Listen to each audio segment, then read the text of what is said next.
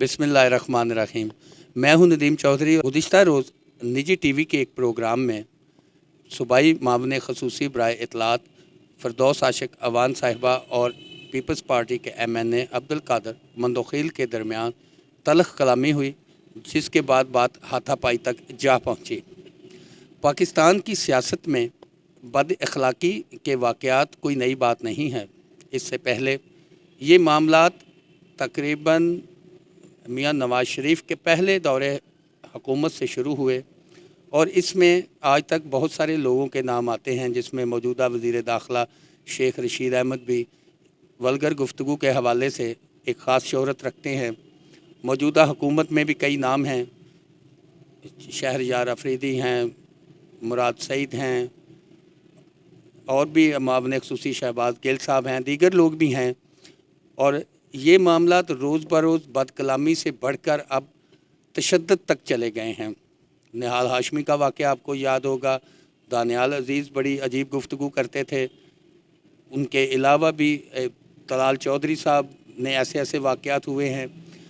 हमारे साथ इस वक्त मौजूद हैं द न्यूज़पेपर की ब्यूरो चीफ फैसलाबाद अफशा बतूल साहिबा। हम उनसे पूछेंगे कि वो इन वाक़यात को किस नज़र से देखते हैं। नवाज शरीफ साहब के दौरे हुकूमत से लेकर जो है अखलाकियात को पीछे छोड़ दिया गया है, जिसकी वजह यह है कि अब सियासत में एक दूसरे की सियासी या कारकर्दगी को नहीं देखा जाता, बल्कि अब उसकी ज़ातियात पे हमले किए जाते हैं। जब चाहे वो हुकूमती पार्टी हो, अपोजिशन की पार्टी हो, वो एक दूसरे के ज़ाती मामलात ज़ातियात पे हमले करते हैं और जब बात ज़ातियात पे पहुंचती है तो फिर पुरतशद्दद सियासत होती है।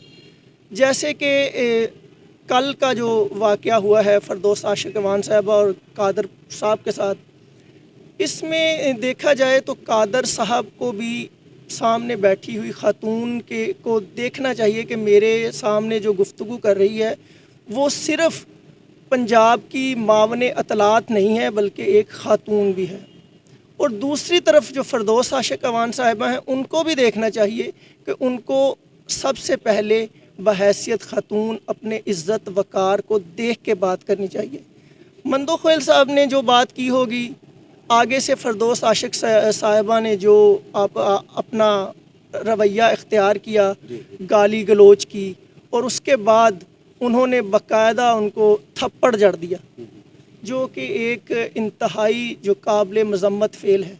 लेकिन मैं यहाँ पे दोनों तरफ से मज़म्मत करूँगी कि मंदोखील साहब जो हैं, उनको भी चाहिए था कि ख़ातून होने के लिहाज से उनका लिहाज करते, और अगर उन्होंने कोई बात की थी तो फ़रदौस आशिक अवान साहिबा को चाहिए था कि वो ख़ातून होते हुए उनको किसी अखलाकी लिहाज से, किसी महज़्ज़बाना तरीके से जवाब देती, ना कि वो टीवी चैनल के शो में हाथापाई की नौबत आ जाए। इस हवाले से हम एक और भी ख़्याल है, बल्कि ये मेरी राय है कि ये जितने मामलात अभी तक आए हैं सामने, इसमें सबसे खौफनाक बात ये है कि ये जो बदकलामी से मामलात शुरू हुए थे वो अब हाथापाई तक लाइव दिखाए जा रहे हैं।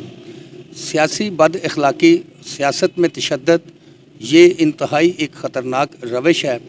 इस हवाले से ना एक इल्ज़ाम ये भी लगाया जाता है, बल्कि ये इस बहुत हकीकत के करीब है कि बहुत सारे ये जो मौजूदा हुकूमत है पाकिस्तान तहरीक इंसाफ की, इस दौर में एक ज़ातियात की, जिस तरह अफशा बतूल साहिबा फरमा रही थी कि ज़ातियात पे हमले इस दौर में ज़्यादा बढ़ गए। इससे कबल भी नवाज़ शरीफ दौर में ये मामलात शुरू हुए थे कि सियासी इख्तलाफात को ज़ाती इख्तलाफात में तब्दील किया गया और वो तलखियाँ ज़ाती दुश्मनी में तब्दील हो गई। इसलिए इस वक्त जो मौजूदा कौमी सियासत में कौमी क़यादत, सियासी क़यादत है हमारी, उसको अपना इस सिलसिले में रोल अदा करना होगा, ताकि हमने मुल्क चलाना है। सियासी इख्तलाफात जब ज़ाती इख्तलाफात में तब्दील होते हैं तो वो मामलात और संगीनी की तरफ चले जाते हैं। इसलिए हमें बहुत एहतियात के साथ हमारी जो कौमी क़यादत है, कौमी सियासी क़यादत है, उसको चाहिए कि वो इस सिलसिले में अपना रोल अदा करे, अपने लोगों को एजुकेट करे, ہمیں یہ دیکھنے میں آتا ہے کہ جو نان الیکٹیبل لوگ ہیں وہ اس میں زیادہ مطلب انوالو پائے گئے ہیں اس سیاسی بد کلامی میں. ایک بات کرنا چاہوں گی کہ اب کل کے واقعے کے بعد ضرورت اس امر کی ہے کہ تمام پارٹی کے جو قائدین ہیں وہ اپنے اپنے فوکل پرسن جو ہیں ان کو باضابطہ طور پہ آگاہ کریں کہ ایک دوسرے کی ذاتیات پہ حملہ نہیں کرنا. ہاں اگر کسی نے کسی پہ بات کرنی ہے تو وہ نون league, Peoples party, Tehreek Insaf کی کارکردگی پہ بات کریں کہ انہوں نے عوام کے لیے کیا کیا، عوام کے لیے کیا مشکلات کس دور میں آئیں، کتنی کرپشن ہوئی، کس نے کیا کیا. چاہ جے کہ وہ بات کریں گی فلاں نے فلاں، یعنی ذاتیات یہ اب قائدین پہ منحصر ہے کہ قائدین اپنے اپنے پارٹی کے جو فوکل پرسن جو بھی ان کے آ کے ان کی ترجمانی کرتے ہیں انہیں باقاعدہ طور پہ یہ کہا جائے کہ اخلاقیات سے ہٹ کر اور ذاتیات پہ حملے نہیں کرنے، تبھی یہ سلسلہ رکے گا. ورنہ تو جو سلسلہ نظر آ رہا ہے کل یہ تھوڑی ہاتھا پائی ہوئی ہے، شاید اگلے پروگراموں میں ایک دوسرے کے گریبان بھی چاک ہو سکتے ہیں. یہ بات بہت اچھی بات کی افشاں بطول صاحبہ نے. اگر ہم بیٹھ کے ڈائلاگ نہیں کریں گے تو ہم بہتری کی طرف کیسے جائیں گے؟ تشدد کے راستے خانہ جنگی کی طرف تو جا سکتے ہیں مگر بہتری کی، ملکی بہتری کی طرف نہیں جا سکتے. اس امید کے ساتھ کہ آنے والے وقتوں میں پاکستان میں جمہوری رویے فروغ پائیں گے اور پاکستان ترقی کرے گا، آپ سے اجازت چاہوں گا. پاکستان زندہ باد.